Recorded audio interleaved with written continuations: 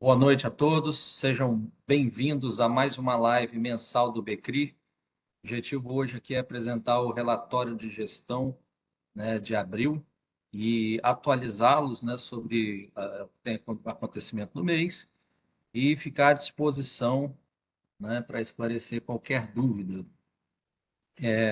Eu peço a gentileza de que encaminhem as dúvidas, né, para os colegas daqui, do membros de equipe, tá? Se puder direcionar as perguntas que eles vão nos ajudar, eles estão nos ajudando aqui na condução dessa live.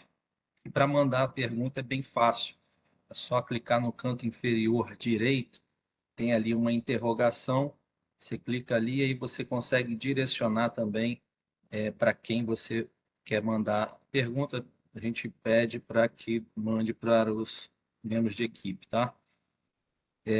Bom, vamos lá, né? Deixa eu compartilhar aqui o relatório. Só um segundo, por favor.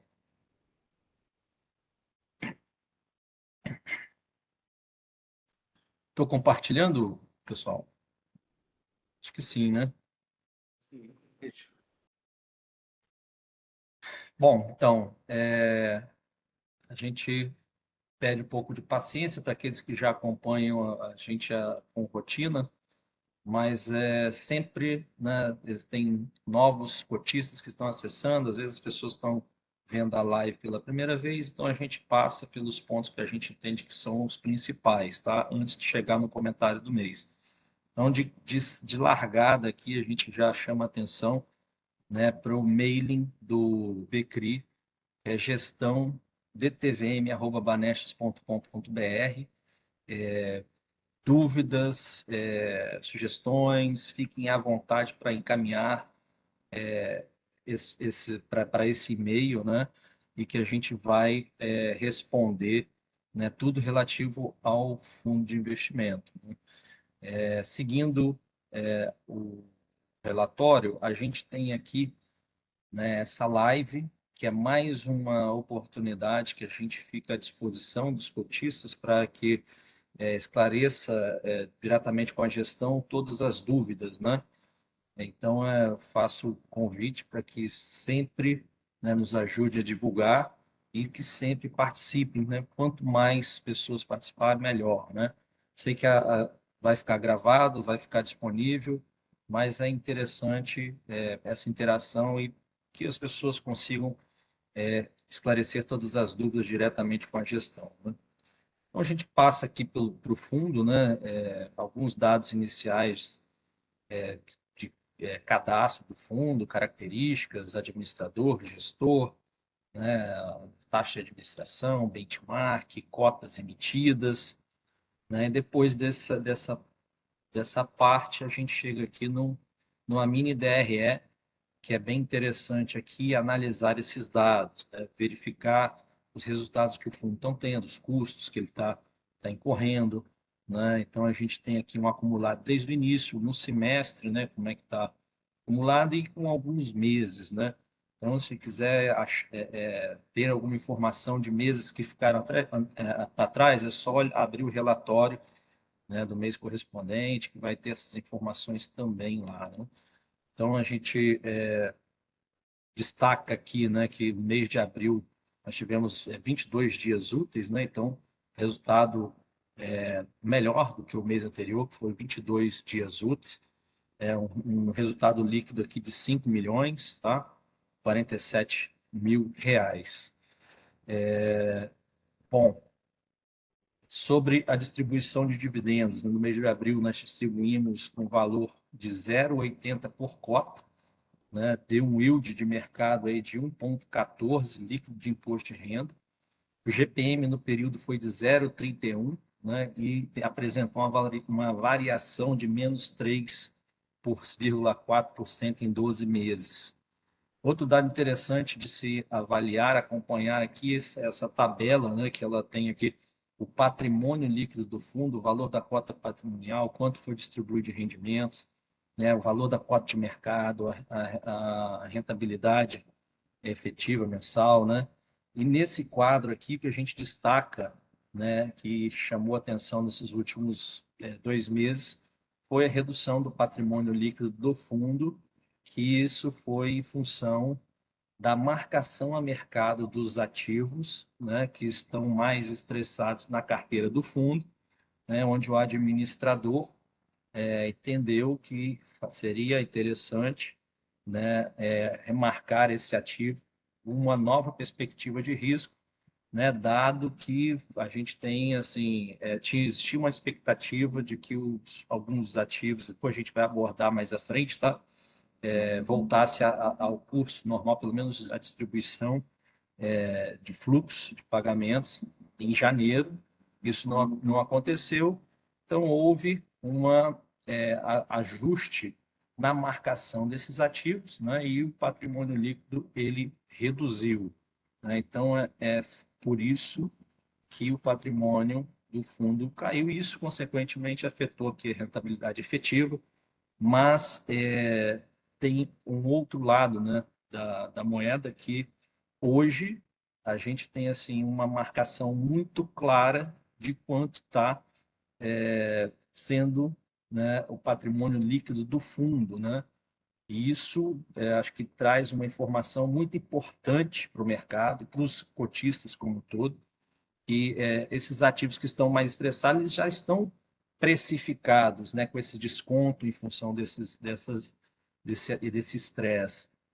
E mesmo assim, a gente ainda percebe que existe uma distorção grande entre o valor da cota negociada a mercado e esse valor, né, da cota patrimonial. Então, a gente acha que há um desconto aí, há uma distorção, e que isso, com o passar do tempo, a gente tende a um fechamento desse gap, né? Bom, passando aqui o relatório, a gente tem a distribuição de rendimentos, como a gente já sinalizou no passado, a gente tem aqui uma distribuição de rendimentos muito consistente e saudável, tá? Não existe malabarismos para que essa distribuição aconteça, né? E a gente teve aqui uma distribuição no mês de abril, né, como eu já mencionei, de 1,14 em relação ao dividendo de mercado, né? Então, a gente também chama atenção para essa distribuição, que é bem interessante, né? Isso corrobora, né, nossa tese de que a gente acredita que há uma oportunidade muito boa, né, no mercado secundário com as cotas do fundo. Aqui a gente abre uma sessão, né, onde a gente explica, né, como a distribuição de rendimentos é feita pela gestão, e como, né, a inflação ela repercute sobre esse item, né, de distribuição. Na sequência, a gente chega aqui à composição da carteira, né, onde a gente tem aqui um canto direito, né, um status que a gente sinaliza aqui, os ativos que a gente tem, que não tem nenhum tipo de waiver, que está em dia, né, com as obrigações. Quando a gente tem algum tipo de waiver ou que alguma observação, a sinalização é diferente, né? A gente percebe aqui assim, essa exclamação, por exemplo, no CRI-VAN, é um CRI que está com waiver, né? Depois a gente vai explicar melhor o que está acontecendo com esse ativo. E o inadimplente, a gente tem aqui o CRI Croton, né? E o CRI BR Distribuidor agora, né? Que inadimpliu, né? E depois, mais à frente, a gente também vai comentar sobre ele, né?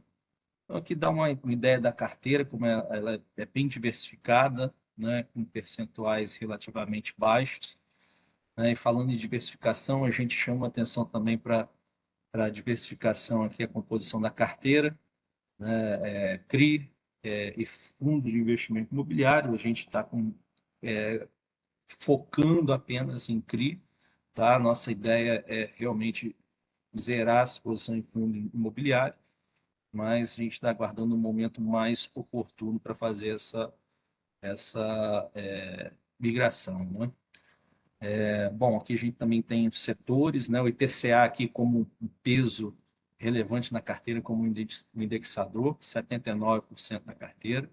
Setores aqui também vem a distribuição, como a carteira do fundo está distribuída, é interessante também dar uma olhada. Por série, né, como a gente aplica os recursos do fundo, então a gente tem uma preferência clara, 99, mais de 99% da carteira do fundo são cotas sêniores, né? A distribuição geográfica, né, dos ativos, né, como eles estão distribuídos na carteira, né? Rio Grande do Sul, aqui a gente está com 18%, né? Depois a gente pode comentar alguma coisa também, né, a respeito disso, mas a grande maioria dos recursos está onde está a poupança do país e aí aqui na região sudeste, né? Mas a gente tem operações, né, em todas as regiões do país. Bom, falando aqui um pouco sobre o relatório do mês de abril, o fundo encerrou o mês de abril 45 milhões. Desse montante, 5 milhões foi destinado à distribuição de rendimentos. Esse rendimento foi na ordem de 0,80 por cota, 30% dele foi referente à correção monetária e 70% juros. Então, é isso que nós distribuímos, tá? Correção monetária e juros. Bom, sobre o CRI BR Distribuidora, nós já havíamos comentado no relatório do mês passado, né, sobre o comunicado feito pela Vibra, locatária do imóvel, informando que deixaria de efetuar o pagamento do aluguel a partir de maio, né, de forma unilateral, por entender que o contrato de locação estaria extinto, né, porque eles arremataram o imóvel no leilão, né? Então, a Vibra, ela inadimpliu o aluguel referente a maio, que deveria ter sido pago no dia 8/5, né? Nós estamos acompanhando, né, o desenrolar desses acontecimentos de perto, né? Fomos informados que a Confidere, ela requereu junto ao Tribunal Arbitral, né, que a Vibra continue sendo obrigada a efetuar o pagamento dos aluguéis, pois não haveria nada que desobrigasse ela, né, em função do arremate do leilão, mas até então nós não tivemos resposta sobre o posicionamento do Tribunal Arbitral, né, as partes, né, acho que isso é um tema que ainda vai ser discutido no tribunal e tempestivamente abordado, né? Infelizmente, essa situação aconteceu, a gente acha que é uma posição que é inadequada, né? Existe a Vibra, ela não era qualquer arrematante do imóvel, ela sabia, tinha pleno conhecimento, né, do CRI, né, do fluxo cedido dessa operação, que foi através dessa operação, né, que se construiu a sede da empresa, né, e que ela, nas especificações, nas orientações que na época, né, a BR Distribuidora solicitou, isso foi entregue e a gente acha que não é o caminho adequado que ele está seguindo, mas existem os fóruns adequados para se discutir essa questão. Nós estamos acompanhando, né, com o escritório de advocacia, estamos acompanhando todo o desenrolar e manteremos os cotistas do mercado sempre a par dos acontecimentos, né, assim que tivermos mais atualizações desse CRI. O fato é que, a partir do dia 8/5, não foi pago o aluguel devido e o CRI está inadimplente, né? Então, em função disso, a gente também comenta aqui, né, que o CRI tem outras 4 emissões, né? O contrato de locação serve lá para outras 4 emissões de CRI e que a operação conta com garantia de fiança, né? E o contrato de locação atípico, cujos termos e condições são de conhecimento inequívoco da locadora, assim como uma relação direta do CRI com o referido contrato, como eu falei, né? Então, sobre esse CRI, essa atualização que nós tínhamos para passar. Além disso, a gente também aproveitou para dar uma atualização a respeito de outros dois ativos, né, que é o CRI Scanix, está inadimplente, já tem um tempo, ele está em processo judicial de execução, né, para executar as garantias. Estão acompanhando semanalmente o desenrolar dos acontecimentos junto ao escritório de advocacia. Tem um tempo que a gente já está acompanhando esse desenrolar. Infelizmente, como envolve esfera do judiciário, a gente tem algumas idas e vindas, né? E então mas a gente espera que tenha uma solução, pelo menos que o processo ande num curto espaço de tempo, né? Isso seria algo interessante para trazer recursos de volta para o fundo de investimento. Além disso, né, o CRI Croton também ele encontra-se inadimplente, está com processo também correndo na corte arbitral, onde a Anhanguera, né, é a contraparte, porque ela também, de uma forma unilateral, né, resolveu que entregar as chaves e que as benfeitorias, alegou que as benfeitorias que ela tinha feito no imóvel já compensaria a multa. Isso não, a gente também não entende como razoável, isso não é adequado, mas infelizmente a postura da companhia nos obrigou a buscar, né, essa via também arbitral para que a gente consiga resguardar os direitos, né, que nós temos na operação. A gente fala, né, infelizmente, essa tragédia que aconteceu no Rio Grande do Sul, né, impactou bastante, né, o Estado. Infelizmente, a gente ainda vê notícias, né, de cidades alagadas, de pessoas ainda precisando de auxílio. Isso tem um impacto, né, que a gente ainda não consegue dimensionar, do que pode acontecer na economia lá do Rio Grande do Sul. O próprio Brasil, né, deve ter alguma repercussão pela importância do Estado, né? Mas a gente destaca aqui que nós temos um CRI, né, que é o Vila de Gaia, que ele é localizado numa parte mais elevada da cidade, né, de Porto Alegre. Então a gente, mas ele está envolvido ali né, dentro como falei, dessa tragédia também deve ter algum tipo de repercussão, né? Não temos notícia nenhuma de que tenha acontecido algo, né, com o ativo. O ativo até então tá tudo tranquilo, mas está numa região que foi Porto Alegre também, né, tá atingido por essa tragédia. Bom, em abril, né, a gente comenta aqui um pouco, né, do IGPM, que apresentou uma alta de 0,31, né, influenciada pelo aumento das commodities. Nos últimos 12 meses, apresentam uma variação de menos 3,04. Né? E a gente sempre chama, né, sempre convida aqui os nossos cotistas e os investidores gerais a cadastrarem no mailing list do BCRI para ficarem atualizados com tudo que nós publicamos.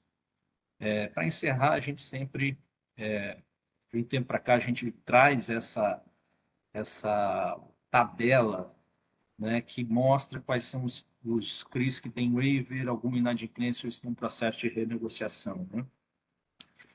Infelizmente, como nós comentamos, a BR Distribuidor, né, o CRI BR Distribuidor da Vibra, ela agora compõe também esse quadro, né, o imóvel objeto do CRI, cujo laço de locação serve de laço de operação, foi arrematado em leilão pela própria locatária. Né? Conforme anunciado pelo locatário, após o leilão, o aluguel de maio não foi pago. Uma nova assembleia vai ocorrer no dia 20, né? Aconteceu para deliberar sobre possíveis caminhamentos a serem seguidos para esse ativo. Né? Então, a gente está acompanhando, como falei, por enquanto, né, nós não temos mais atualização, mais informações para dar, a não ser essa notícia de que está inadimplente, mas que a gente está buscando, né, resguardar todos os interesses dos cotistas, né, através das ações aí junto ao escritório de advocacia. Bom, o circuito de compras também é algo novo, né? São alguns ativos que estão estressados, que já passaram no processo de waiver, né? O CRI-GVI também, Croton é aquele que nós comentamos, a Anguera, que ele está inadimplente em processo né, na corte arbitral.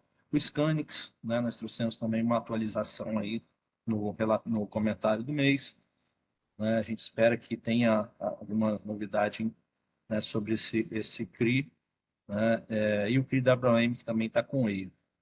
Então, pessoal, é isso, né, que a gente tinha para comentar sobre o relatório, e eu vou parar de compartilhar e ficar à disposição para responder esses questionamentos e dúvidas. Marcos, tem algumas perguntas aqui. Na verdade, assim, algumas você já até comentou aí no relatório, né, no comentário, mas talvez seja importante só, né, para repetir aqui, para frisar. Não sei se talvez a pessoa tenha entrado depois que você já tinha comentado, né? Então, a primeira aqui é com relação às enchentes lá no Rio Grande do Sul. Pergunta, na verdade, Rio Grande do Sul e Santa Catarina, né, se a gente se já sabe de algum impacto nos ativos que a gente tem na carteira por conta das enchentes, né? Não, a princípio não tem notícia nenhuma, é mais por eles estarem inseridos nessa região que passou por esse momento, né, difícil, momento crítico, né, uma tragédia realmente, né, onde muitas pessoas perderam a vida, muitas pessoas perderam tudo, mas a princípio os ativos não têm nenhum tipo de, não sofreu nenhum impacto direto, talvez, né, em função do ambiente ao entorno, né, possa se dificultar algum tipo de, por exemplo, o aeroporto de Porto Alegre estava sem voos, né? Então, alguns ativos que dependem mais de um negócio, de negócio, de fluxo de turista, tende a ser prejudicado. É algo mais nesse tipo, mais impacto assim, direto por prejuízos decorrentes da chuva, não, né? Não que a gente tenha conhecimento, hein? Mas pelo ambiente, né, onde eles estão ali, onde passou por esse, esse momento difícil lá, a região. Perfeito. Outra pergunta aqui com relação ao Crivibra, que a gente comentou colocou no comentário aí, pergunta em relação à fiança. Quem seria o fiador da operação? Então, o fiador da operação é a Confidere, né? Ela teve um imóvel aí, né, levado a leilão, e o aval também dos proprietários da Confidere, né? Então, a gente está buscando entender bem essa estrutura, essa operação, mas são a estrutura societária, né, buscando essas empresas que possam, né, enfim, ajudar a quitar as dívidas, né, por exemplo, dessa inadimplência, desse valor que já está inadimplido, né? Mas isso não quer dizer que a Vibra não tenha responsabilidade em manter, do nosso ponto de vista, de honrar com os compromissos assumidos pelo aluguel, que né, foi baseado num CRI, né, de um aluguel atípico, né, no contrato de locação atípico. Então, a gente também, embora tenha fiança, a gente ainda segue, né, com essa tese de que a empresa não pode, né, de uma forma unilateral, desprezando o contrato que está em vigor, por si só, deixar de pagar o fluxo sem ter nenhuma consequência, né? Então, embora tenha fiador, né, a gente entende que a empresa tem responsabilidade, e a gente vai seguir nesse caminho também para que a gente seja ressarcido, né, integralmente, desse fluxo, dessa operação. Essa pergunta aqui já é um pouco mais técnica. Ele pergunta o que significa a sigla LTV que está no relatório, né, do fundo. Qual é o significado do LTV? Não, então, é loan to value, né? O quanto a dívida corresponde, né? Do valor, né, da Em operação. relação às garantias, isso aí Isso, em relação às é, garantias, isso. basicamente Legal. assim, né? Se a gente tem um LTV hoje na carteira de 57%, quer dizer que a dívida corresponde a 57% do que a gente tem de garantia, né? A gente tem Exato. quase que o dobro do valor da dívida em garantias aí nas operações, né? Isso aqui é o LTV médio da carteira. Exatamente. Aí é ponderado na carteira, né, por todos eles, né? Por isso que tem ali aquela informação, né? A pergunta sobre o Chris Koenigs está perguntando por que no status, ali naquele quadrinho, né, que a gente coloca no final, por que está escrito em renegociação e ao mesmo tempo se encontra judicializado. Como é que está sendo a renegociação, né? Ali é porque, na verdade, já foi feita uma renegociação, foi descumprida. Isso. A gente está judicializando. É, não, exatamente isso. Nós, inicialmente, né, o CRI, a gente decretamos o vencimento antecipado da operação, né, buscamos uma renegociação, então nós fizemos antes uma renegociação em juízo, né, onde o devedor ele tinha algumas condições que deveriam ser seguidas, ele voltou a inadimplir com essas condições, então por isso que a gente mantém aqui um histórico de renegociado e inadimplente. Ele foi renegociado, foi feito esse acordo em juízo e ele voltou a inadimplir. Então, hoje a gente está executando as garantias da operação, né? E estava com algumas pendências em desmembramento de unidades em cartório, né? Então, a gente tem acompanhado semanalmente e acredito que a gente deve ter alguma boa notícia em breve, né? Agora depende, obviamente, de justiça, depende do caso do judiciário. Às vezes demora mais do que a gente gostaria, mas como já tem um tempo, a gente imagina que algo possa ser adequado, assim, possa caminhar com essa execução de uma forma mais célere, pelo menos nessa questão do desmembramento das unidades, né? Nos últimos meses, o fundo está sofrendo bastante com inadimplência, com alguns ativos arriscados. Como que a gestão pretende atuar daqui para frente em relação a isso? Então, as operações que nós temos na carteira, e entraram recentemente, ela demonstra muito bem como a gente está buscando ativos, né, para compor a carteira do fundo.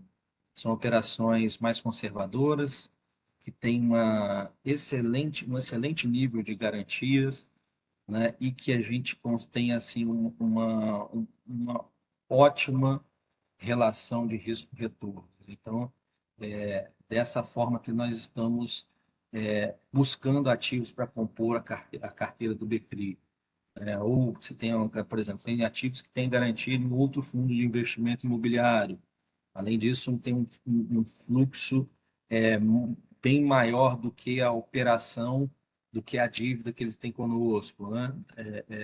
A gente está buscando também ativos que você tem ali condição de executar de uma forma muito mais fácil, com uma garantia muito mais robusta, né? Então, desse jeito que nós estamos olhando para as questões de garantia, mas não só a questão de garantia, né? Porque o nosso objetivo não é executar garantias, é que a operação pare de pé e que a gente receba o fluxo dela sem nenhum tipo de contratempo, né? Então, nós estamos sendo muito mais criteriosos nas escolhas dos ativos para compor carteira do fundo, né?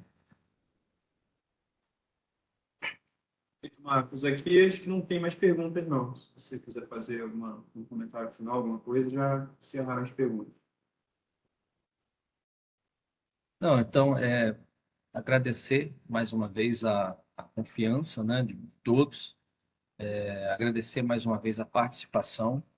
A gente, às vezes, recebe alguns questionamentos aqui a respeito né, um aviso, né, do informe de rendimento, né, manda para o e-mail da gestão, a gente recebe, repassa isso passa a orientação do administrador, né, de como o cotista pode, né, aproveitar essa reta final aí, caso alguém tenha essa dificuldade, né, a gente já comunicou também através do mailing list quais são o passo a passo, né, para obtenção do informe de rendimento.